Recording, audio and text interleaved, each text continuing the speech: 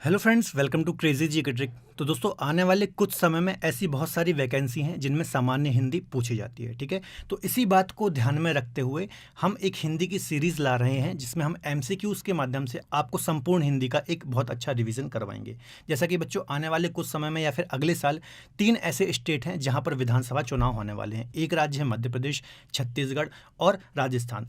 तो यहाँ पर चूंकि चुनाव है तो काफ़ी ज़्यादा वैकेंसी आने के चांसेस हैं, और खासतौर पर अभी मध्य प्रदेश राज्य में से एमपी पटवारी की अभी एक वैकेंसी आई है। इसके अलावा एमपी एसआई की वैकेंसी आने वाली है, पुलिस की वैकेंसी आने वाली है, और इन एग्जामों में हिंदी भी पूछी जाती है। तो इसी को ध्यान में रखते हुए हम हिंदी को स्टार्ट कर रहे हैं, और आपका इस सीरीज़ के माध्यम से एक बहुत अच्छा रिवीजन होने वाला है। ठीक है, तो आप हमारी इस सीरीज़ को फॉलो कर लीजिए। और बच्चों, यहाँ पर मैंने उन्हीं क्वेश्चंस को रखा है जहाँ से बार बार एग्जाम में क्वेश्चन पूछे जाते हैं।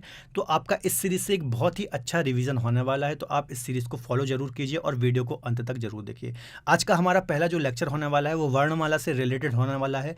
वर्णमाला से जहाँ से भी एग्जाम में क्वेश्चन पूछे जाते हैं उन सभी क्वेश्चंस को मैंने यहाँ पर रखा है। तो आप वीडियो को अंत तक जरूर देखिए। चलिए सीधे टॉपिक को हम स्टार्ट करते हैं। पहले हम थोड़ा सा वर्णमाला के बारे में डिस्कस कर लेते हैं। तो देखिए, वर्णमाला आखिर होती क्या है।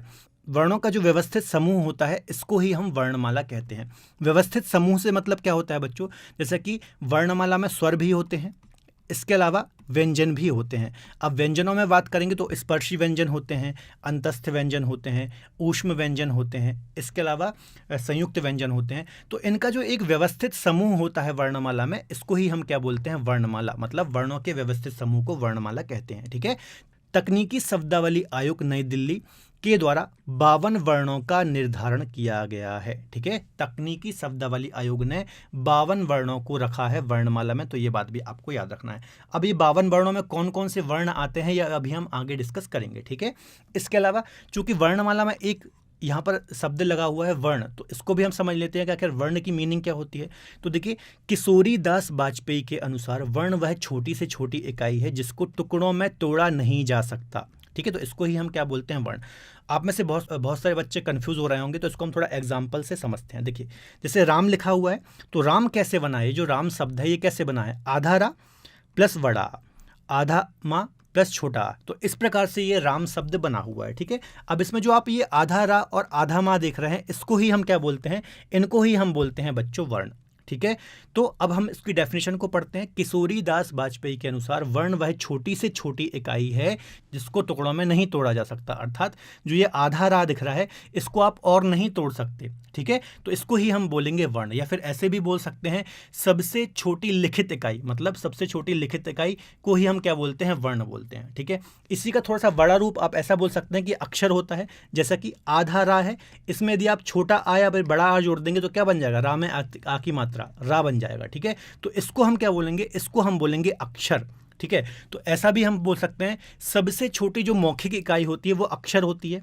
ठीक है, सबसे छोटी लिखित इकाई क्या होगी, वर्ण होगी, और सबसे छोटी मौखिक इकाई अक्षर होगी। क्योंकि जो ये अक्षर है रा, इसको हम बोल सकते हैं, लेकिन जो ये आधा रा है वर्ण, इसको हम बोल नहीं सकते। बिना स्वर की सहायता से हम इसको बोल नहीं सकते। ठीक है, तो सबसे छोटी जो लिखित इकाई होगी वो वर्ण होगी, और सबसे छोटी मौखिक इकाई होगी वो अक्षर होगी। सीधा एग्जाम में ऐसा ही क्वेश्चन आता है। देखिए, हिंदी भाषा की सबसे छोटी लिखित इकाई कौन सी होती है, वर्ण होती है। तो ये बात आपको याद रखना है। और सबसे छोटी मौखिक इकाई कौन सी होती है, तो अक्षर होती है। तो ये हमने वर्णमाला और वर्णों को समझा। चलिए अब हम एक एक करके इसके क्वेश्चंस को भी यहाँ पर सॉल्व करते हैं। क्वेश्चन को सॉल्व करने से पहले थोड़ा सा मैं आपको अपडेट देना चाहूँगा बच्चों। क्रेजी जी की ट्रिक की एप्लीकेशन पर आपको डिफरेंट टाइप के कोर्सेज देखने को मिल जाएंगे। जैसे मेरा अभी ज्योग्राफी का कोर्स है, मैं ज्योग्राफी वहाँ पर पढ़ा रहा हूँ, तो आप मुझसे इंडियन ज्योग्राफी, वर्ल्ड ज्योग्राफी पढ़ सकते हैं लाइव जोड़ करके। इसके अलावा मैथमेटिक्स हो गया, पॉलिटी हो गया, हिस्ट्री हो गया, रीजनिंग हो गया।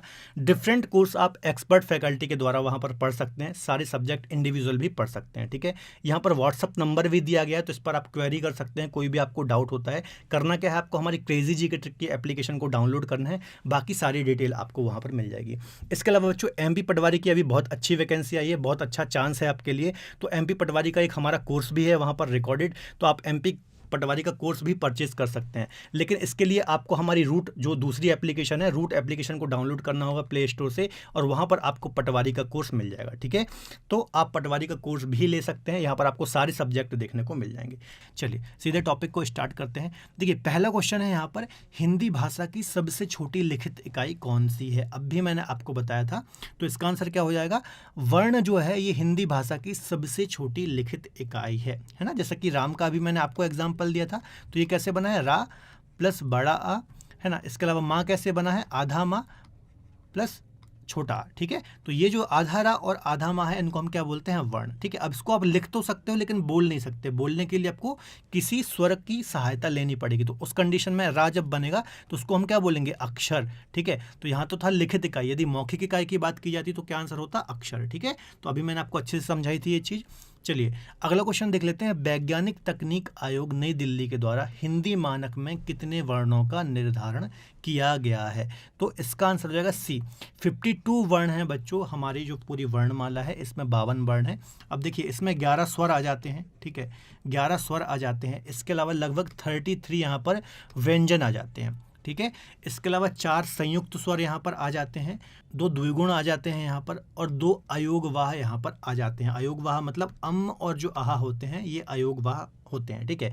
अब इनसे रिलेटेड क्वेश्चन भी मैंने आगे यहाँ पर रखे हुए हैं, तो ये सारी चीज़ें भी आपको एक एक करके क्लियर हो जाएगी, ठीक है। तो इस प्रकार से हमारी मानक हिंदी में 52 वर्ण आपको देखने को मिलते हैं, ठीक है। चलिए अगला क्वेश्चन देख लेते हैं। इनमें से कौन सा ह्रस्व स्वर है, ठीक है। तो मैं आपको अभी इसकी डिटेल बताऊंगा ह्रस्व स्वर क्या होते हैं, पहले इसका आंसर देख लेते हैं। देखिए आ तो नहीं है, ई भी नहीं है, ऋ ऋषि का जो होता है ये बच्चों ह्रस्व स्वर है, ठीक है। थोड़ा सा ह्रस्व स्वर क्या होते हैं इसकी डेफिनेशन देख लीजिए। देखिए ऐसे स्वर बच्चों जिनके उच्चारण में काफ़ी कम समय लगता है उनको हम ह्रस्व स्वर बोलते हैं। तो एग्जाम्पल क्या क्या हो जाएंगे, जैसे आ हो गया, छोटी ई हो गया, ऊ हो गया, ठीक है। इसके अलावा ऋ ऋषि वाला हो गया। तो ये जो हैं ये 4 स्वर, इनको हम बोलते हैं ह्रस्व स्वर। और जो दीर्घ स्वर होते हैं बच्चों ये क्या होते हैं, तो ऐसे स्वर जिनके उच्चारण में अपेक्षाकृत अधिक समय लगता है, ठीक है, उसको हम क्या बोलते हैं, उनको हम दीर्घ स्वर बोलते हैं। जैसे बड़ा आ हो गया, बड़ी ई हो गया, बड़ा ऊ हो गया, ठीक है। तो इनको आप यदि उच्चारण करेंगे तो देखिए दीर्घ स्वर में ज़्यादा टाइम लगेगा और ह्रस्व में कम टाइम लगेगा। जैसे आ ई ऊ, है ना, और यहाँ पर कैसे आ ई ऊ ऋ, ठीक है।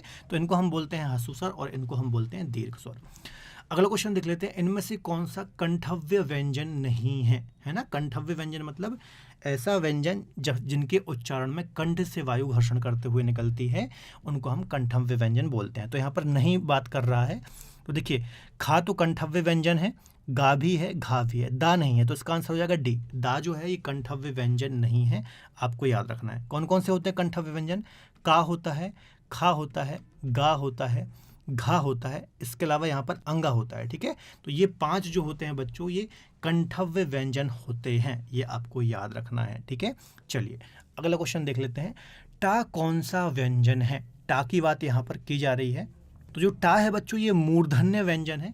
तो ये टा वर्ग के अंतर्गत आते हैं, आपको पता ही होगा कौन कौन से आते हैं। टा हो गया, ठा हो गया, रा हो गया, ढा हो गया और ड़ा हो गया, ठीक है। तो ये जो होते हैं बच्चों ये किसके अंतर्गत आते हैं, ये मूर्धन्य के अंतर्गत आते हैं। इन वर्णों को यदि आप उच्चारण करते हैं तो जो जीव होती है ना ये थोड़ा डांस करती है, आप देखेंगे तो जीव इसमें डांस करती है, टा ठा डा, है ना। तो इस प्रकार से इनको हम बोलते हैं मूर्धन्य व्यंजन, आपको ये याद रखने हैं, ठीक है। टा वर्ग के अंतर्गत आते हैं, आपको याद रखने हैं। अगला है इनमें से अंतस्थ व्यंजन कौन से होते हैं, अंतस्थ व्यंजन।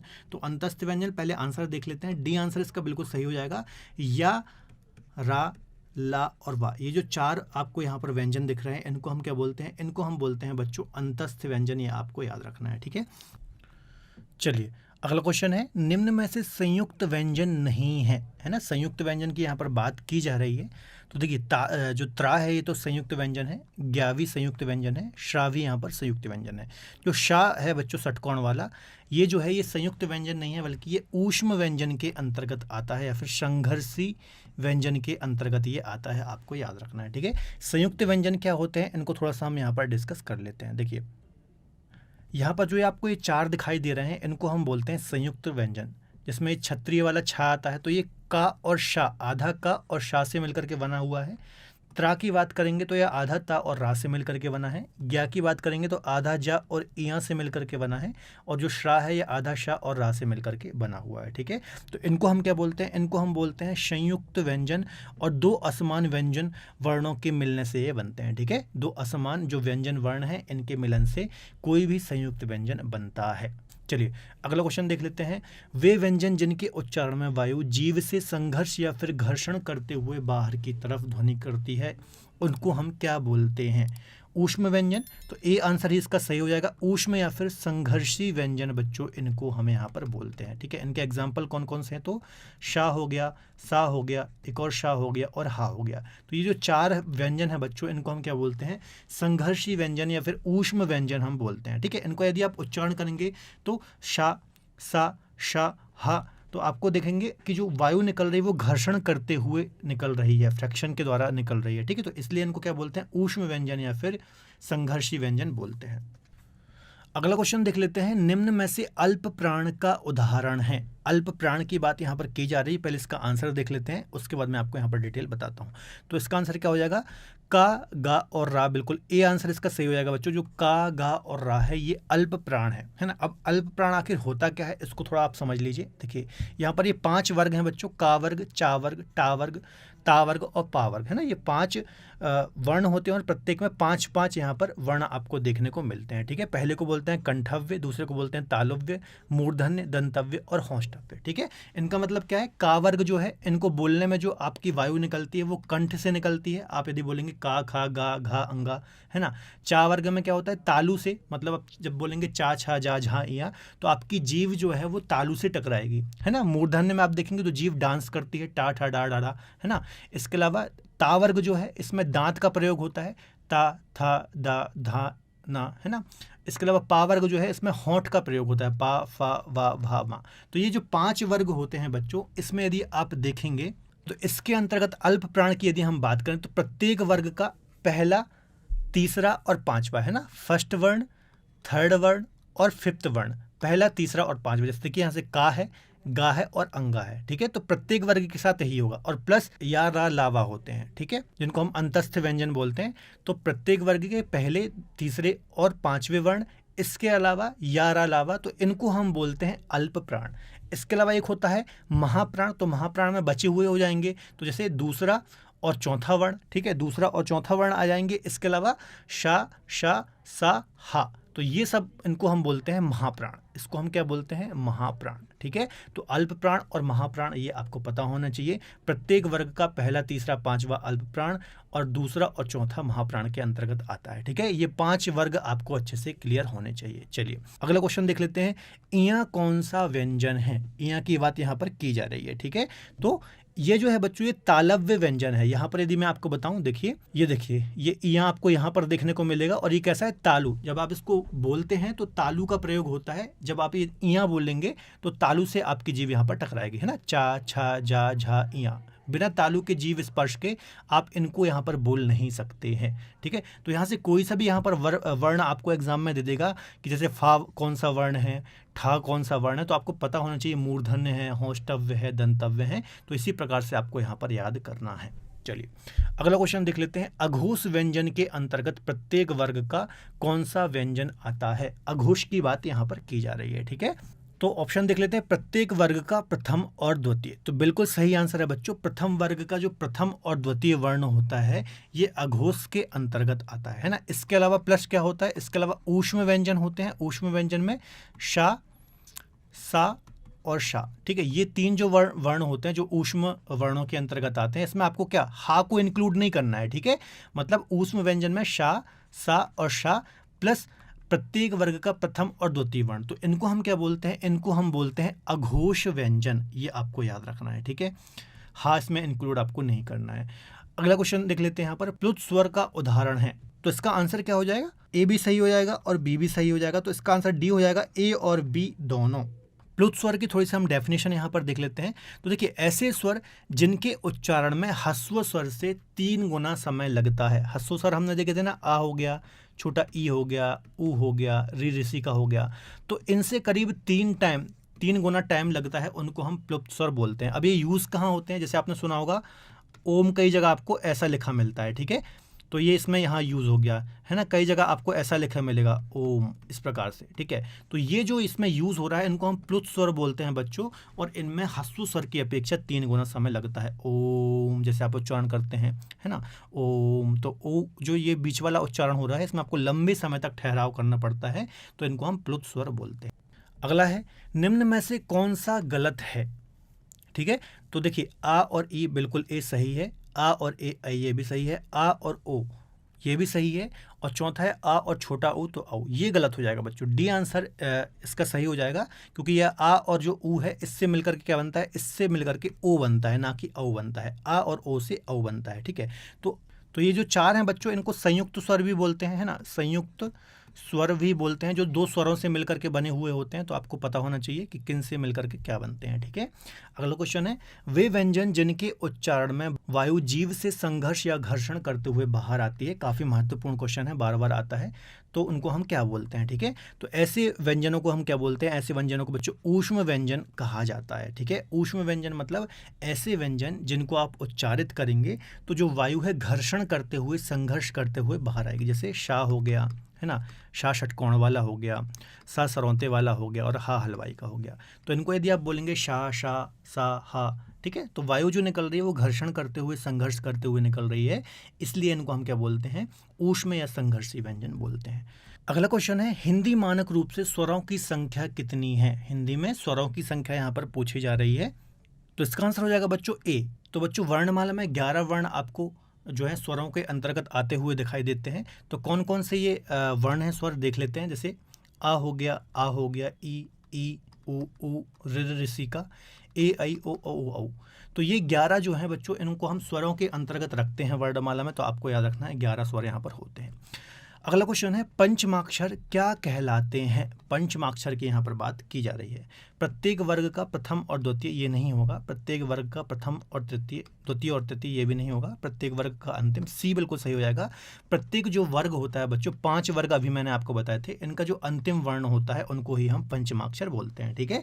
जैसे आप देखेंगे तो ये अंगा हो गया, इया हो गया, डा हो गया, ना हो गया, मा हो गया। तो इनको अनुस्वार या फिर पंचमाक्षर भी कहा जाता है, आपको पता होना चाहिए। चलिए अगला क्वेश्चन है, स्पर्श व्यंजनों की संख्या कितनी है। तो स्पर्श व्यंजनों की संख्या कितनी है, 25 या फिर 25 ऐसे व्यंजन हैं जिनको हम स्पर्श व्यंजन बोलते हैं। देखिए अभी मैंने आपको बताया था 5 वर्ग हैं, का वर्ग, चा वर्ग, टा वर्ग, ता वर्ग और वा वर्ग, ठीक है। तो इनको क्या बोलते हैं, इनको हम स्पर्श व्यंजन बच्चों बोलते हैं। स्पर्श व्यंजन की डेफिनेशन क्या है, ऐसे व्यंजन बच्चों जिनके उच्चारण में, जिनको उच्चारित करने में मुंह के किसी न किसी हिस्से का प्रयोग होता है, और वायु जब निकलती है मुंह से तो किसी न किसी के हिस्से को प्रयोग करते हुए निकलते से कंठव्य जो व्यंजन होते हैं इनको जब उच्चारित करते हैं तो कंठ का प्रयोग ज़्यादा होता है ना। आप देखेंगे का, खा, गा, घा, अंगा। जो चा वर्ग होता है, चा, छा, जा, झा, इया, तो इनमें तालु का प्रयोग होता है, जीव तालु को टच करती है। मूर्धन्य में आप देखेंगे तो मूर्धा का प्रयोग होता है। दांत जो दंतव्य व्यंजन है, ता, था, दा, धा, धा, तो इनमें दांतों का प्रयोग होता है। और पा, फा, वा, भा में होठों का प्रयोग होता है, होठ आपस में यहाँ पर मिलते हैं। तो ये अलग अलग जो 25 ऐसे वर्ण हैं जिनको हम स्पर्श व्यंजन के अंतर्गत रखते हैं, जो कि 5 वर्गों के अंतर्गत आते हैं, ठीक है। तो ये आपको याद रखना है। अगला और आज का लास्ट क्वेश्चन है, अम और आह किस प्रकार के वर्ण हैं। तो जो अम और आह है बच्चों, ये अयोग वाह के अंतर्गत आते हैं। देखिए वे व्यंजन बच्चों ना तो जो स्वर हैं और ना ही व्यंजन है, मतलब परिस्थितियों के अनुसार वो स्वर और व्यंजन दोनों के अंतर्गत आते हैं। इनको हम अम और आह बोलते हैं, ठीक है। तो इनको हम क्या बोलते हैं, अयोग वाह बोलते हैं। ये आपको याद रखना है, ठीक है। तो यहाँ पर बच्चों ये हमने 18 क्वेश्चन डिस्कस किए हैं, और सारे टाइप के क्वेश्चन जहाँ से वर्णमाला से क्वेश्चन पूछे जाते हैं वो सभी मैंने यहाँ पर क्वेश्चन कवर कर लिए हैं, ठीक है। साथ ही साथ मैंने आपको यहाँ पर थ्योरी भी बताई है। तो आई थिंक आपने अच्छे से वीडियो देखेंगे 1-2 बार तो आपका ये जो वर्णमाला टॉपिक है अच्छे से आपका एक रिविज़न हो जाएगा, ठीक है। तो बच्चों आज का वीडियो लेक्चर पसंद आया तो प्लीज़ वीडियो को लाइक करें, इसके अलावा अपने दोस्तों के साथ शेयर जरूर करें। मिलेंगे अगले बेहतर लेक्चर में, तब तक के लिए धन्यवाद, अपना ख्याल रखें।